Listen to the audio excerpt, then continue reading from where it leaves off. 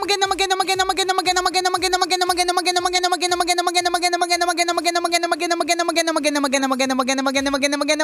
tanghali. Kumikinang na ula, Diego Bandido. Magandang tanghali. Kumikinang ina. Di ko liala.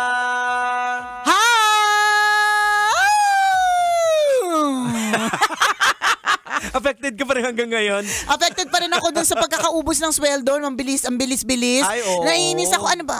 Pempor pa lang.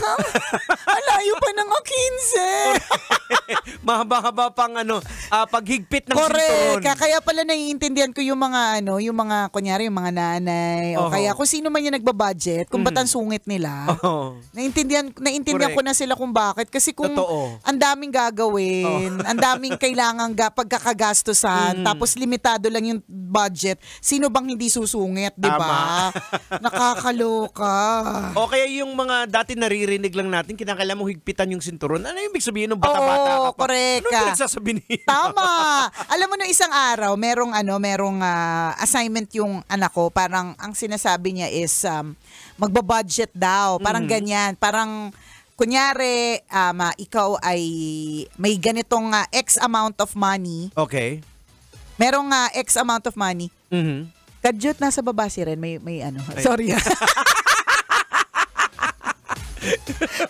Sorry po. Ayan. So, kunyari, meron kang X, nakalimutan ko kung magkano yung amount Basta meron kang X amount of money, tapos kailangan mo siyang pagkasyahin na kunwari, ikaw ay nag-rent ng space, mga ganyan-ganyan. So, ngayon, naging mas curious siya sa mga gastusin. Kaya, katulad nung nag-grocery kami nung isang araw,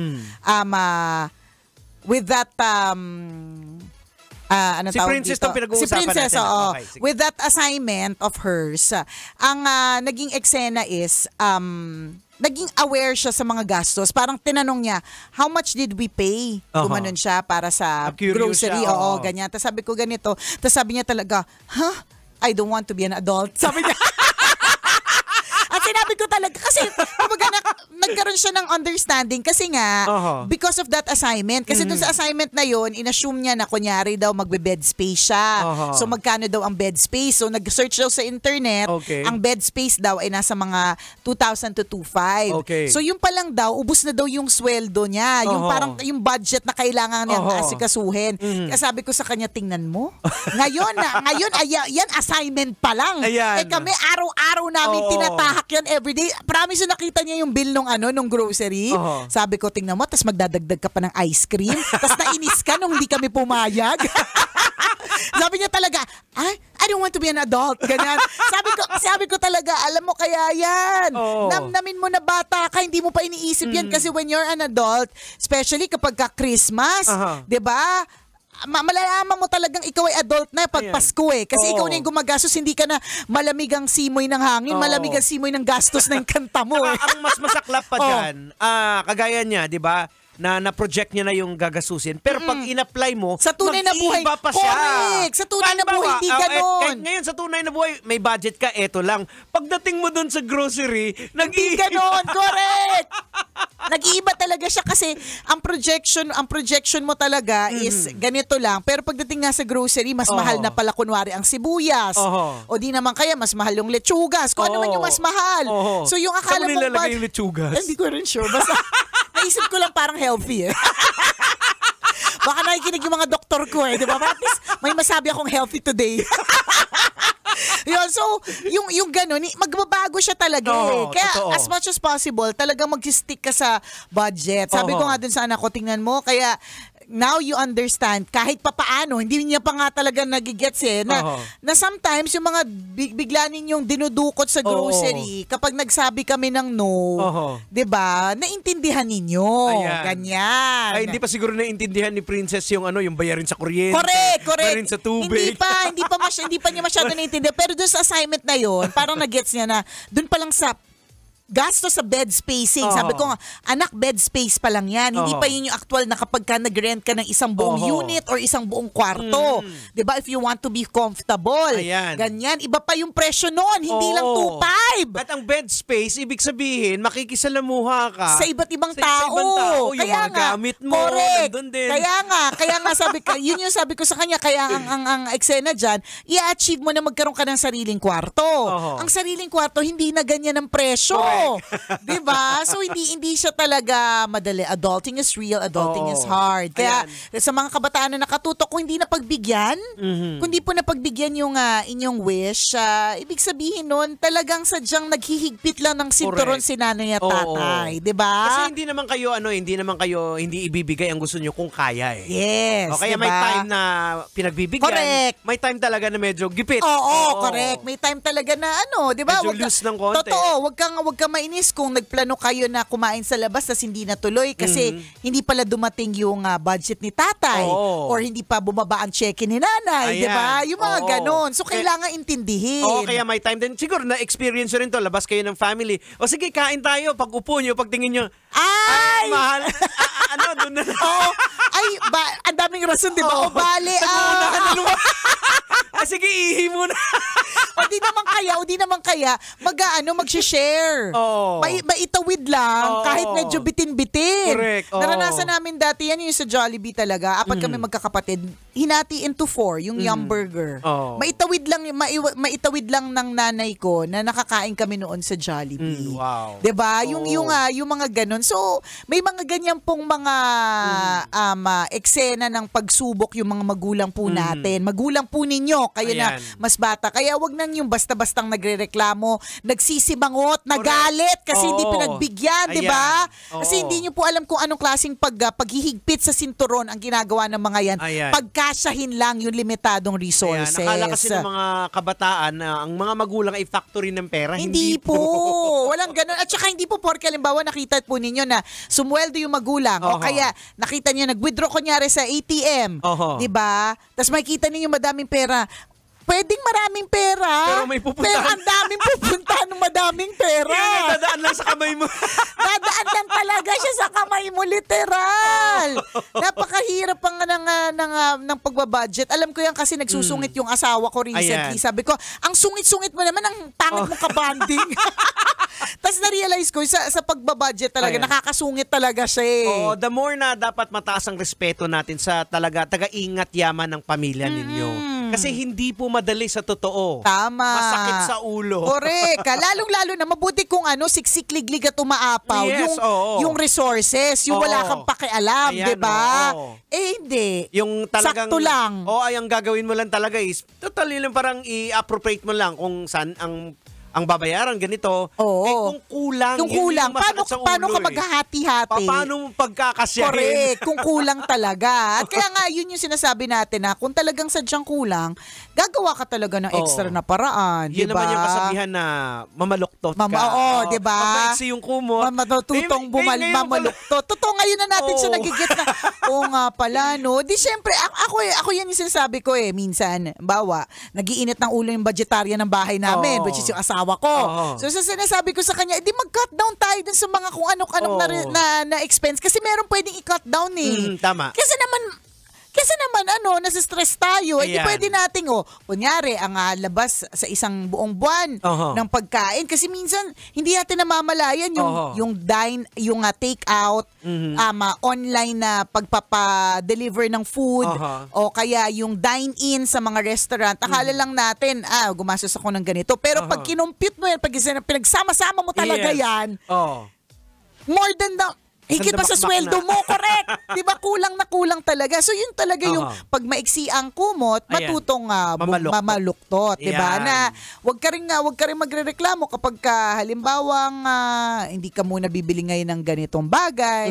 Kahit last month meron, 'di ba? Kasi yun yung paraan mo para maghigpit ng sinturon at mamuluktot, 'di ba? Ganon. Pero may mga nakakalungkot naman na pangyayari na lalo na kung magulang ka na humihingi yung anak mo, ayaw mo ma-broke din yung heart niya. Correct. Minsan na kahit wala na talaga sa budget, ginagawan mo ng paraan. Tama, ginagawan talaga ng paraan. Kaya isipin nyo na lang, mahirap po talaga yun. Isipin nyo na lang kung anong paraan yung ginamit nila. Nangutang ba sila kahit hindi naman dapat sana, pero ayaw lang nila ma-break yung heart, lalo diba? na lang sa inyo, imaginein mo yan. Ako kung na-imagine ko kay mami na yung 4 mong anak para makakain ng Jollibee, hatiin into 4. Diba? Tapos meron natatandaan ko yun, meron dun sa kinakainan namin ng Jollibee sa EDSA Central. Meron dyan sa tabi niya, sa isang tawid lang, na parang maliit na carnival. Maliit lang siya talaga. Na ang meron lang is maliit na chubibo, parang gano'n. Basta maliit lang siya. Na yung nanay ko kasi mabait siya, diba, ta soft-spoken. Parang hindi ko nanay. Diba? Hindi ako soft-spoken at all.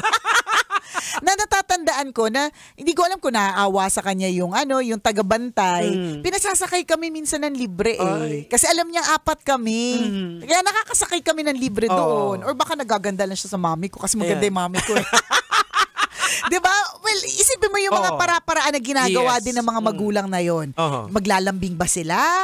O kaya ipapakita nila yung kabaitan nila? Or ipapakita nila nakakaawa yung sitwasyon para makakuha ng free rides, extra whatever. So, yan yung mga ginagawang mga para-paraan. Kaya kung halimbawa, nakakaramdam kayo ng karangyaan ngayon, I think that you should be very, very grateful. Ipagpasalamat nyo kay Lord. Kaya lagi kami nagpapasalamat. Lord, thank you po, nakapag-grocery kami. Salamat po sa provision na kami po ay nakalabas. Ganyan. Katulad nung isang beses, nagpunta kami nung isang weekend. So, nagpabili yung mga anak ko sa asawa ko ng Haba Baba na bubble gum. Okay. There's a Haba Baba here na bubble gum. Sabi nila tuwan-tuwa. So, ang binili ng asawa ko, sa Subic yun So, $1.90. So, mga almost 100 pesos. Ganyan. Ang binili niya, yung isang box na 6 na piraso na grape flavor. Okay. So binili niya para sa mga anak kasi haba-baba, minsan lang mapunta doon. Tapos yun lang daw yung, alam mo naman, nauto kami ng mga anak namin. Wala daw niyan sa Maynila. Sa Subic lang daw meron. Sabing ganon, sa Subic lang daw meron ng bubble gum na yon. So, yung ama naman, palibasa, merong provision ni Lord, ganyan. Ibigay. Pinagbigyan. So, bumili ng isang box, ang laman 6. Napunta kami dun sa kabilang supermarket. Nakita ng mga anak ko, sabi niya, Mom, there's another Haba Baba. But this time, sabi nila, strawberry flavor. Okay. Wala daw nun dun, ayan na naman. Wala daw niyan sa Maynila. At yung huli namin pinuntahan, grape flavor. So, yung strawberry, bago ito. So ako naman, syempre, rumakit naman ako noong January. Alam ka namang hindi ko ibigay. Mura lang naman, $1.90 para sa akin. No? So sabi ko, sige, buy kayo, tig-isa kayo ng tig-isang bilog. Yung Haba-Baba. Tig-isang bilog ng Haba-Baba na bubble gum. Pumunta sila sa tatay nila. Sabi nila, Mom, bro, narinig ko Sabi nila, Daddy, Mom bought us a strawberry daw na bubble gum. Tapos sabi ni Daddy, how many? Tapos sabi niya, 1 each. Sabi niya, oh, how cheap. I bought you 1 box. Sabi ko, rinig ko talaga. Sabi ko talaga, what did your daddy say? Hindi ako nagpatalo. So sabi ko, ilan yung binili ng daddy mo? 6 pieces in 1 box. Bili din kayo ng 1 box. Soling yung tig-isa. Bili din kayo 1 box. So, yun na. Nabili. Eh di syempre, ang talagang panalong-panalo dito, yung mga bata, di ba? Kaya nga binudol kayo. Pinagsabong kami. Alam mo kung anong pinakahalatang kung ba't panalong-panalo talaga sila, tsaka nabudol kami. Napunta kami sa isang supermarket dito sa Maynila. May Haba Baba.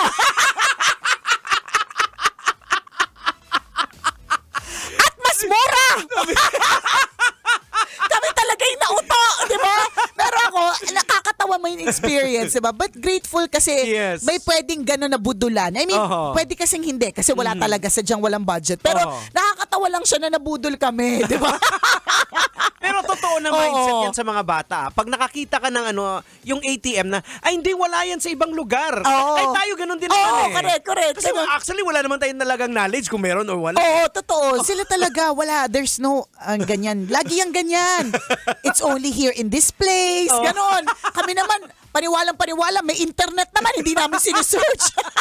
Kung may available. Pag sa mga bata, lagi yung urgency. Oo, Sa kanila eh. correct. Kaya kung halimbawa ikaw ay nandiyan ka sa sitwasyon, very urgent, sinabi mo sa magulang mo na kailangan mo ito at naibigay agad. Utang na loob, suklian mo naman ng kabaitan. Correct, yeah. Diba? Kasi nandyan kayo sa sa sitwasyon na hindi nyo kailangan muna kahit papaano maghigpit ng sinturon at mamaluktot sa kumot. Diba? Ayan. Pero kung nandun ka naman kayo sa sitwasyon na talagang hindi pinagbigyan, wag ding mag-alala. Intindi ng sitwasyon, pasasaan pat magbabago din naman ang lahat. Mararamdaman mo naman pag medyo nakaluwag-luwag. Yan, 'di ba? Pagbibigyan naman ayan, Pwede ka mambudol ulit, 'di ba? Budol when it's nakaluluwag-luwag. Correct. Siya, maraming salamat sa pagtutak ngayong araw na ito. Alright, hanggang dito na po mga kumikinangers. Ako pong kumikinang na ulo, Diego Bandido. At akong kumikinang ina mo, Nicole Yala. Kailangan pa bang i-memorize yan? Basic! Kailangan pa bang i-memorize yan? Love Radio. Basic!